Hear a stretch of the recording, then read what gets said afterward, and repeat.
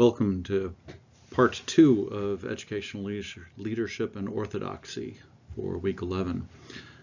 So in the last video, we discussed some of the issues from Williams and Wheeler, and here in the second part we're going to talk about governance. Now, governance is an extremely important part of leadership where orthodoxy is maintained. But governance is not the same as traditional leadership.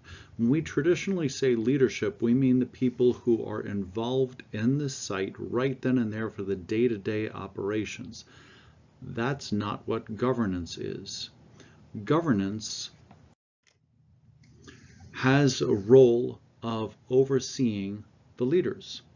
So if we talk about a governing board or a governing body, that could be a board of trustees, board of directors, etc.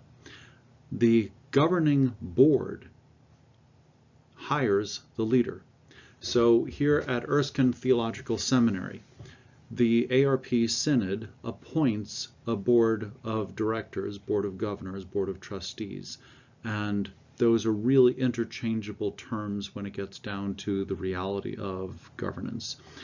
Those individuals come up with the mission and the vision, and they then enact it by hiring one person, that person being the president of the college and seminary.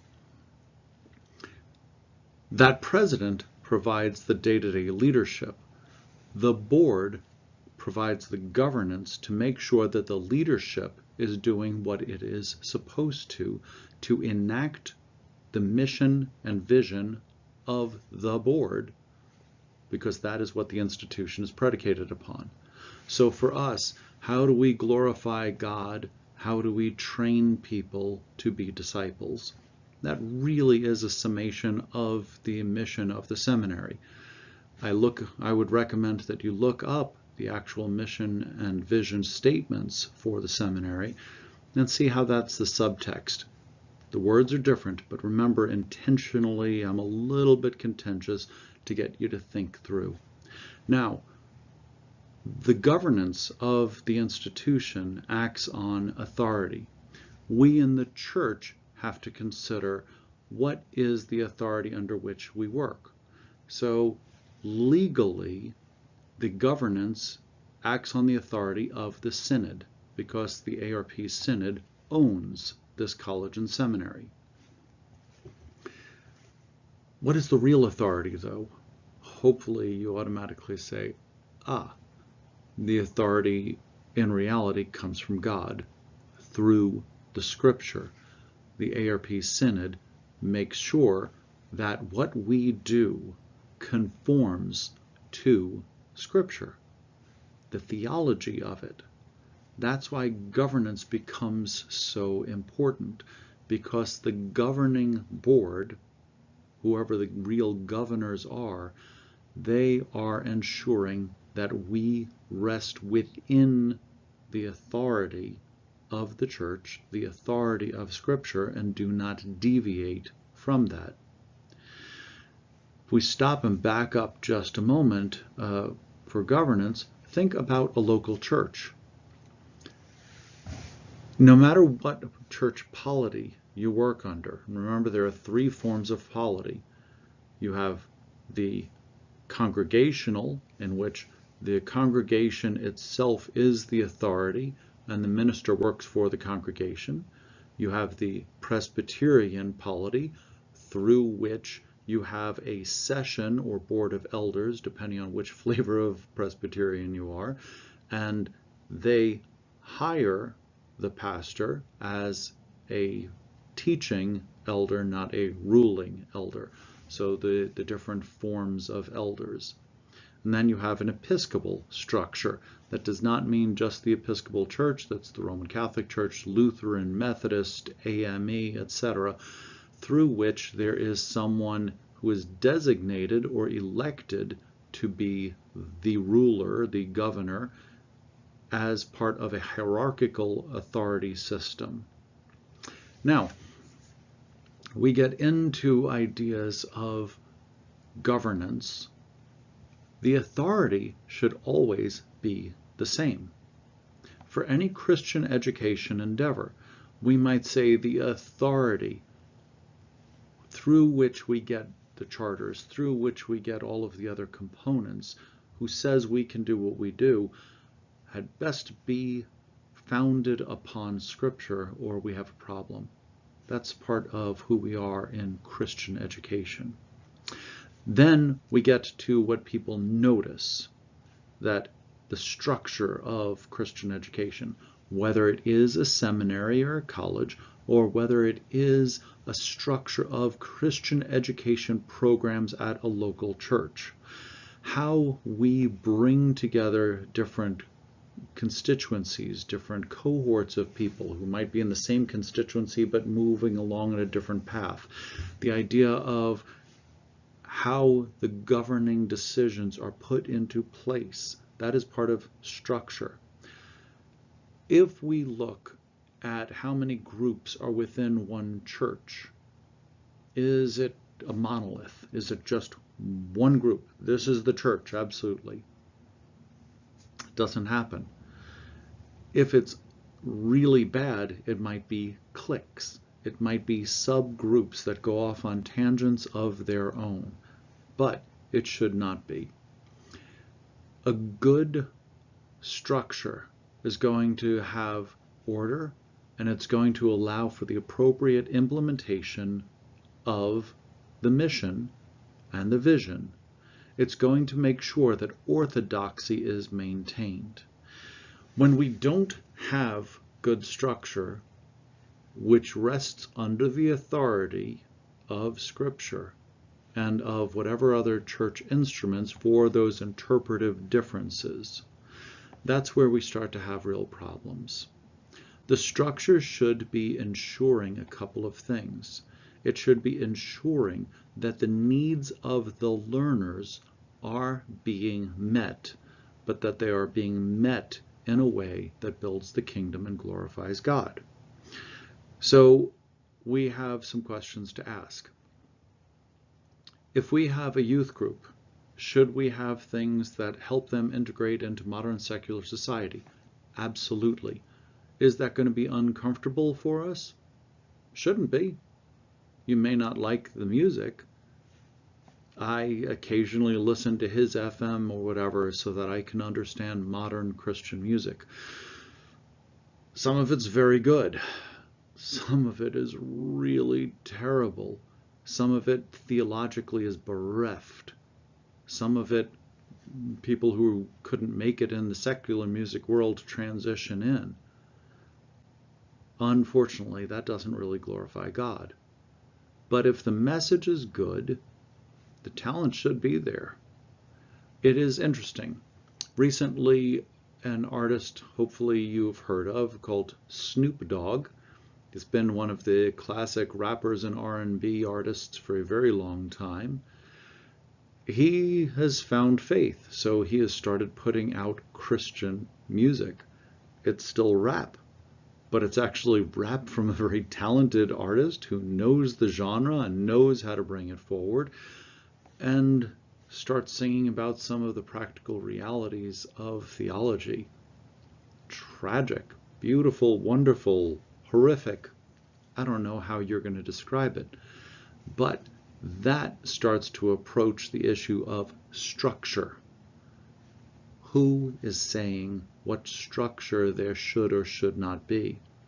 It has to be interactive with the constituents who are the end users of the learning process and tools. So we get through, we start to ask, why are we doing what we are doing? Why? Why has to be the constant question, to make sure we are serving the learners, not our own egos. Remember the last set of lectures in the previous video. This understanding of structure is there to help us make sure that everyone who should be served is served. Now, In this particular article, we talk about the guidelines for good governance. Please note, these are not the guidelines for good Christian education. They are not the guidelines for good leadership. But if you look at them, they all match up.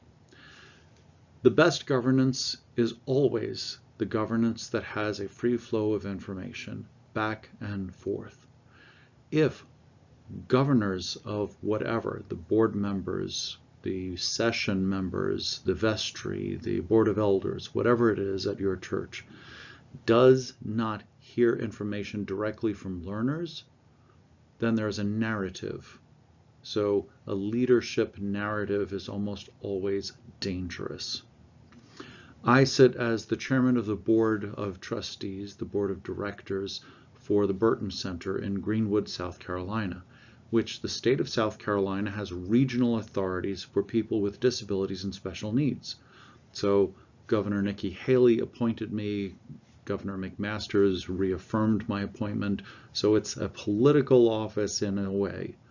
But my job as the chairman of the board is to focus on listening to the clients of the Burton Center who need our services. They might be profoundly disabled, they may have some special need. Whoever they are, they're a child of God, made in the image of God, and they are as valuable as any other human being on this planet. My job is to make sure their voice is heard. I have to listen to them. I have to go and ask, but I also have to listen to the leadership who are there day to day. And then my job as a governor is to balance these issues. I have to make sure that they have access to the decisions of the board. If a client or a newspaper reporter or a parent or a sibling or whatever it is of one of our clients needs information or wants to read the minutes of the board, then I have a responsibility to make sure they have access to those minutes, that they know what decisions we have made and why. We also have to think about the issues of what is the actual mission. We write the mission. We as governors develop the mission. How do you as learners right now see the mission? Do you know what the mission and vision statements are for Erskine Theological Seminary? If not, do you know how to find them? They're pretty easy to find on the website, by the way, but you might need to hunt. There's a search bar. But you should go and you should look at it, because that tells a little bit about your formation as a Christian, that you are advancing this mission. But the governors don't necessarily tell what strategy to use to advance the mission. That is what we hire leadership for. So on the Burton Center board, our one employee is the executive director of the Burton Center. He or she is going to hire everyone else, is going to set the strategies. They answer to the board to make sure that the mission is being fulfilled, and they tell us what those strategies are so that we have a better understanding. The board makes sure that the mission is advancing the work such that the various people that we are responsible for, their needs are being met. How do you do that for Christian education in your church? Do you just listen to who's writing the biggest checks? That's the way it is in most churches, unfortunately. How do you listen and make sure that your session, your vestry, your board of elders, whatever, is seeking the needs of that third grader, as I used in the previous video, that 13-year-old, that 30-year-old, that person whose family has been part of your synod or presbytery or whatever it is for 30 generations? How do you make sure?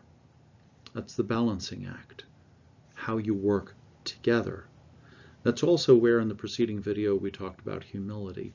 And in governance, you have the responsibility and you have to be humble enough to see you're serving God, not any other mission. The mission given to us through Jesus Christ in Scripture has to be the final authority. We also have to make sure in governance that you see what is the future of the Christian education mission. What is the future of the various ministries affiliated with it? If your response to the question of why are we doing it this way is because we've always done it this way, how many light bulb jokes do you know? So here at the seminary, most of the faculty can tell you hundreds of light bulb jokes. How many Presbyterians does it take to change a light bulb? Oh, listen to the jokes. Why? Because they tell us about our foibles. Usually there's something about setting up 15 different committees and exploring the history of light bulbs in that church, right? You've heard these jokes. And usually they end with, and one person to go out, buy the light bulb, get the ladder, change the light bulb, put everything away, make sure the preceding light bulb can't break and hurt someone, and then be brought up on charges of heresy or something because they changed the light bulb without the appropriate authority to change the light bulb. All of us have these failings. Every church has similar problems. You talk about wanting to be like the early church. We are. That's why the early church needed all these epistles to tell them, hey, y'allsies are doing it wrong. We make sure that we look not just at the past, but into the future. How are we serving the needs of those people who are going to follow us? That also brings up an essential question of children in the church. Make sure that when you're considering the issues of governance, the issues of leadership, the issues of teaching, you don't use patheticisms, those statements like, the children are the future of the church. Yes, it's true. More importantly, they are the present of the church. They are as much a part of the church as you or me. Please make sure you get that. Otherwise, your Christian education offerings are going to fall short. They're not going to address the needs that you have in your church and that God has for building the kingdom.